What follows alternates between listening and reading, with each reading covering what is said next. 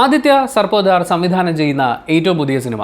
സാധാരണ ഈ ബോളിവുഡ് സിനിമയുമായി ബന്ധപ്പെട്ട് ആളുകളുടെ പേരുകൾ പറയുമ്പോൾ എനിക്ക് ഇടയ്ക്കിടയ്ക്ക് കൈപ്പിഴവുകൾ, നാക്കുപിഴവുകൾ സംഭവിക്കുന്നതുകൊണ്ട് ഞാൻ വിക്കിപീഡിയ നോക്കി മുഴുവൻ വായിക്കുകയാണ്.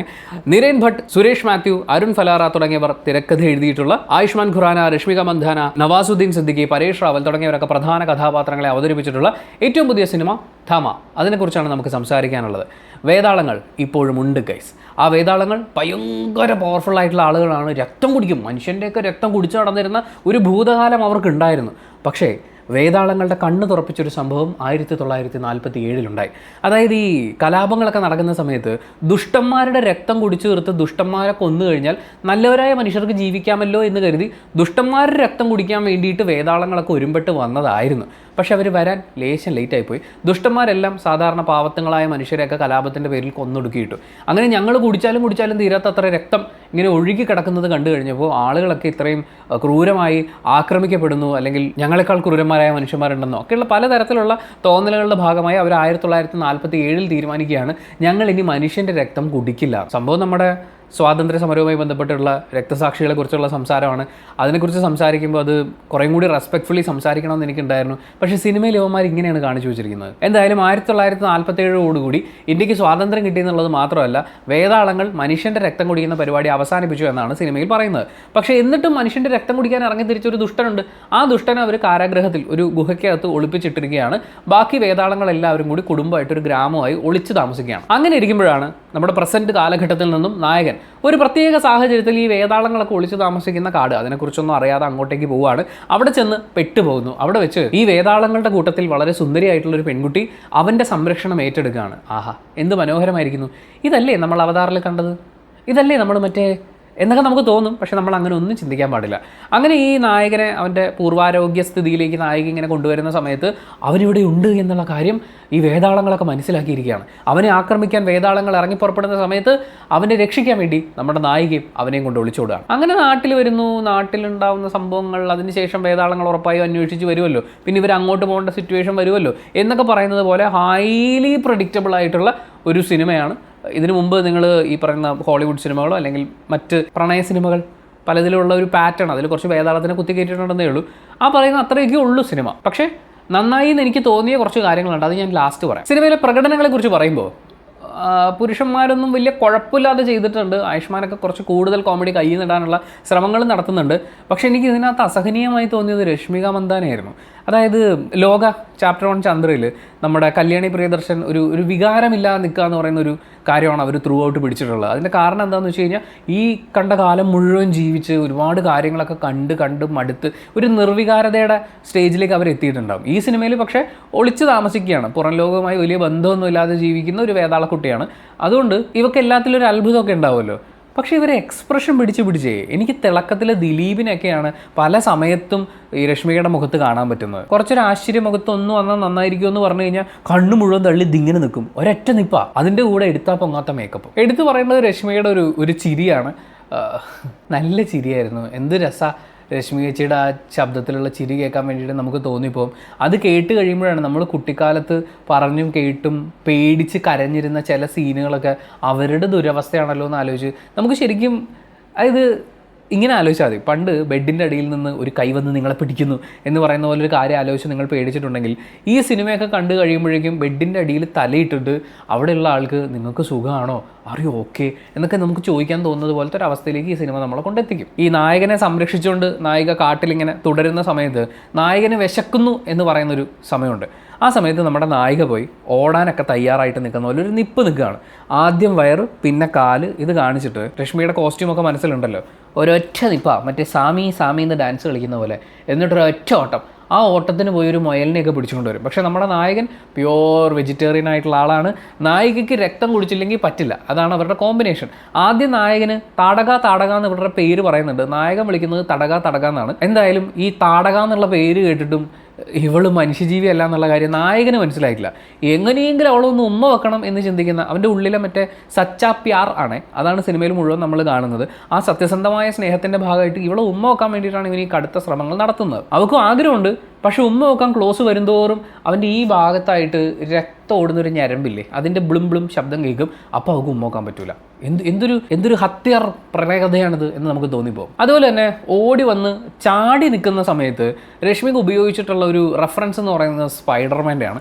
ഈ വലിയ ഹൈറ്റിൽ നിന്നൊക്കെ ചാടി വന്നു കഴിയുമ്പോൾ ഇതിങ്ങനെ നിന്നിട്ടൊരു കൈ പുറകിലേക്ക് കൊടുക്കുന്ന ഒരു സ്പൈഡർമാൻ സാധനം ഉണ്ടല്ലോ, അത് ഗംഭീരമായിട്ട് രശ്മിക ചെയ്തിട്ടുണ്ട്. നൂല് വിടണമെന്നേ ഉള്ളൂ. പിന്നെ നായികയുടെ പവർ കാണിക്കാൻ വേണ്ടിയിട്ടുള്ള വളരെ ഡയറക്ടർ ബ്രില്യൻസ് എന്ന് പറയാവുന്ന കുറച്ച് കാര്യങ്ങൾ സിനിമയിലുണ്ട്. നായികയുടെ ഈ ശക്തിയുടെ ഒരു എക്സ്ട്രീം കാണിക്കാൻ വേണ്ടി അവർ ഉപയോഗിക്കുന്നത് തുമ്മുകയാണ്. നായിക തുമ്മുന്നു, ചില്ല് പൊട്ടുന്നു. ആദ്യം നായിക ഒരു പ്ലെയിൻ്റെ അടുത്തിരുന്ന് തുമ്മുന്നു, പ്ലെയിൻ്റെ ചില്ല് പൊട്ടുന്നു. നായിക ഭക്ഷണം കഴിക്കുന്നതിനിടയ്ക്ക് തുമ്മുന്നു, ഗ്ലാസ് പൊട്ടുന്നു. അങ്ങനെ ഈ തുമ്മലും മൂക്കുചീറ്റലും കൊണ്ടുള്ള ഒരു ശക്തി പ്രയോഗം നമുക്ക് സിനിമയിൽ ഉടനീളം കാണാൻ പറ്റും. പിന്നെ ഈ വേതാളം എന്നുള്ള പേര് കൊടുത്തിട്ടുണ്ടെങ്കിലും വാമ്പയർ ആണ് പരിപാടി. അപ്പോൾ ഈ വാമ്പയർ പരിപാടിയിൽ ഈ പല്ലിങ്ങനെ ഇടയ്ക്ക് വരികയും പോവുകയൊക്കെ ചെയ്യണമല്ലോ. പെട്ടെന്ന് നമുക്ക് പല്ല് വരുന്നില്ല എന്ന് തോന്നിക്കഴിഞ്ഞാൽ ഒരു നുണ പറഞ്ഞാൽ മതി. അതായത് ഈ വേതാളം നുണ പറഞ്ഞു കഴിഞ്ഞാൽ വേതാളത്തിൻ്റെ പല്ല് അപ്പം തന്നെ പുറത്തേക്ക് വരും. അതായത് ഒരു മനുഷ്യൻ്റെ ശരീരത്തിൽ അയാളെ തന്നെ ഒറ്റ കൊടുക്കാൻ വേണ്ടിയിട്ടൊരു അവയവം പ്രവർത്തിക്കുക എന്ന് പറയില്ലേ, അതാണ് ഈ പല്ലിൻ്റെ പ്രത്യേകത. പിന്നെ ഞാൻ സിനിമയുടെ തുടക്കത്തിലൊക്കെ ശരിക്കും ആലോചിച്ചുകൊണ്ടിരുന്ന ഒരു കാര്യമാണ്, ഈ വേതാളങ്ങളൊക്കെ ഒരുമിച്ചൊരു ഗ്രാമം പോലെ അങ്ങ് രാപ്പാർക്കുകയാണ്. ആ പാർക്കുന്ന സ്ഥലത്ത് രശ്മികയ്ക്ക് മാത്രമാണ് നമ്മൾ പോസ്റ്ററിലും ട്രെയിലറിലും ഒക്കെ കാണുന്ന രശ്മികയുടെ കോസ്റ്റ്യൂം ഉള്ളത്. ബാക്കി എല്ലാവർക്കും ഉടുക്കാൻ ആവശ്യത്തിന് തുണിയുണ്ട്. രശ്മികയ്ക്ക് മാത്രം ഇത് അവർ കൊടുക്കുന്നില്ല. ഇനിയിപ്പോൾ കൂട്ടത്തിൽ ഏറ്റവും പ്രായം ചെന്ന വേഴാമ്പലല്ലോ വേതാളം ആയതുകൊണ്ടാണോ ഇവർക്ക് തുണി കൊടുക്കാത്തതെന്ന് എനിക്ക് സംശയമുണ്ട്. എന്തായാലും ആ തുണി കൊടുക്കാത്ത കോപം കൊണ്ടാണ് അവർ ആ കൂട്ടത്തിൽ ഒരു റിബൽ ആയിട്ട് മാറുന്നത്. അതുപോലെ ഈ സിനിമ കണ്ടു കഴിയുമ്പോൾ കുട്ടികളെല്ലാം വീട്ടിൽ വന്ന് അനുകരിക്കാൻ സാധ്യതയുള്ള നമുക്ക് ക്രിഞ്ചായിട്ട് തോന്നും. പക്ഷേ ചിലപ്പോൾ അതായിരിക്കും കേട്ടോ, ഈ ബോളിവുഡിൽ നിന്നൊക്കെ വരുന്നതല്ലേ, ചിലപ്പോൾ അതൊക്കെ ആയിരിക്കും ആളുകൾ അനുകരിക്കാൻ ആഗ്രഹിക്കുന്നത്. ഈ വെറുതെ ഇങ്ങനെ വർത്താനം പറഞ്ഞിട്ട് നിൽക്കുമ്പോൾ രച്ചപച്ച എന്ന് പറഞ്ഞിട്ടൊരു ഡയലോഗ് രശ്മിക പറയും.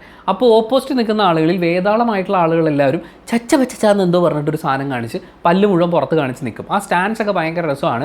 അഥവാ ഈ സിനിമ കാണാൻ നിങ്ങൾക്കൊരു യോഗം ഉണ്ടാവുകയാണെങ്കിൽ അത് നിങ്ങൾക്ക് ഈ സിനിമയിൽ ആസ്വദിക്കാം. ഇതിലെനിക്ക് ഏറ്റവും കോമഡി ആയിട്ട് തോന്നിയത് ഇവർക്ക് കൊടുത്തിട്ടുള്ള പല്ലായിരുന്നു. അതൊരു തരത്തിൽ ഇവർക്ക് യോജിക്കുന്നുണ്ടായിരുന്നില്ല. പ്രത്യേകിച്ച് രശ്മിക പല്ല് വെക്കുമ്പോഴാണ് രശ്മിയുടെ മുഖത്തേക്ക് കൂടുതൽ ക്യാമറ പോകുന്നതെന്ന് തോന്നി. ചേരുന്നില്ലെന്നേ, എല്ലാവർക്കും കൂടി ഹോൾസെയിലായിട്ട് ഒരു റേറ്റ് പറഞ്ഞ് എടുത്തതുപോലെ ഉണ്ട്. ഒരാളുടെ അളവിന് പറഞ്ഞൊക്കെ ചെയ്യിപ്പിച്ചെടുക്കുകയാണെങ്കിൽ ആ പല്ല് കാണാനൊരു വൃത്തി ഉണ്ടാവുമല്ലോ. പക്ഷേ ഈ പല്ല് പുറത്തേക്ക് വരുമ്പോൾ മൊത്തത്തിലൊരു സ്ക്വയർ ഷേപ്പിൽ സെറ്റ് ചെയ്ത് വെച്ചതുപോലെ എനിക്ക് നല്ല വൃത്തികേടായിട്ടാണ് തോന്നിയത്. VFX മോശം പറയാനൊന്നുമില്ല, അത്യാവശ്യം ഒരു രസമായിട്ട് ചെയ്തിട്ടുണ്ട്.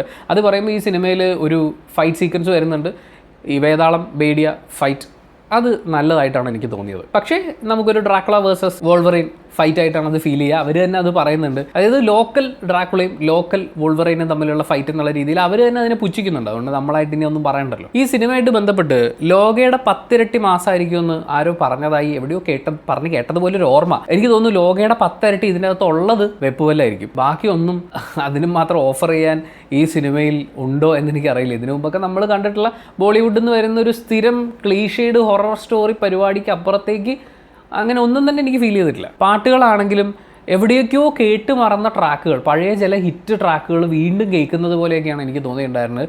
ഒരു പുതുമ അവകാശപ്പെടാൻ അങ്ങനെ ഒന്നുമില്ല. Dear Bollywood, you truly need a Jakes Bejoy there. മാത്രമല്ല വേറെയും കുറേ കാര്യങ്ങൾ അവിടെ ആവശ്യമാണ്. അവർ തന്നെ ആ സിനിമയിൽ ഇങ്ങനെ പറയുന്നുണ്ട്, ഈ വംശനാശം സംഭവിച്ചു പോയ കാര്യങ്ങളുടെ പേരുകൾ ഇങ്ങനെ പറഞ്ഞു വരുമ്പോൾ ഏറ്റവും ലാസ്റ്റ് ഗുഡ് ആക്ടേഴ്സ് എന്നുള്ള കാര്യവും കൂടി പറയുന്നുണ്ട്.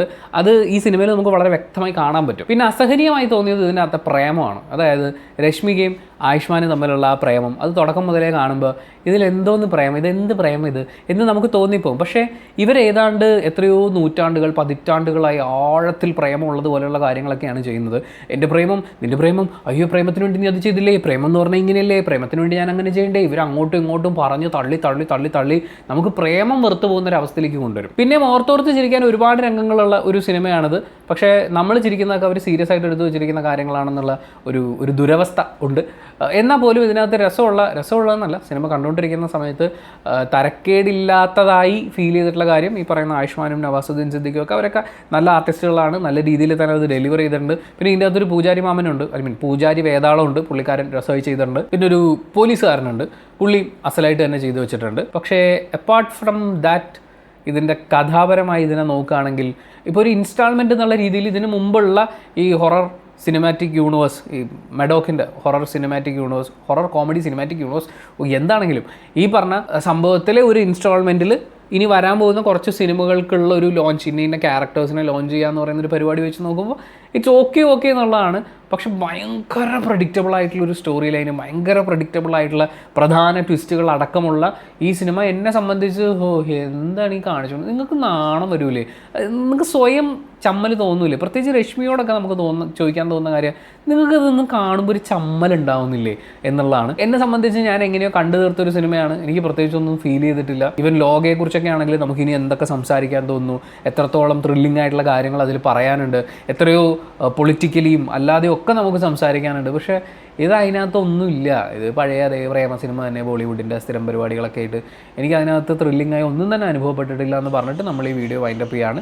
Thank you so much for watching this video. Video ഇഷ്ടപ്പെട്ടാൽ ലൈക്ക് ചെയ്യുക, കമൻറ്റ് ചെയ്യുക, ഷെയർ ചെയ്യുക, സബ്സ്ക്രൈബ് ചെയ്യുന്ന കാര്യം പരിഗണിക്കുക. പക്ഷേ ഞാൻ ഈ പറഞ്ഞത് മുഴുവൻ എൻ്റെ മാത്രം പേഴ്സണൽ ഒപ്പീനിയനാണ്. സിനിമ ഓരോരുത്തരും തിയേറ്ററിൽ കണ്ട് വിലയിരുത്തപ്പെടേണ്ടതാണ്. അങ്ങനെ നിങ്ങൾ ഈ സിനിമ തിയേറ്ററിൽ കണ്ടിട്ടുള്ള ഒരാളാണെങ്കിൽ നിങ്ങളുടെ അഭിപ്രായങ്ങൾ കമൻറ്റ് ബോക്സിൽ രേഖപ്പെടുത്തുക.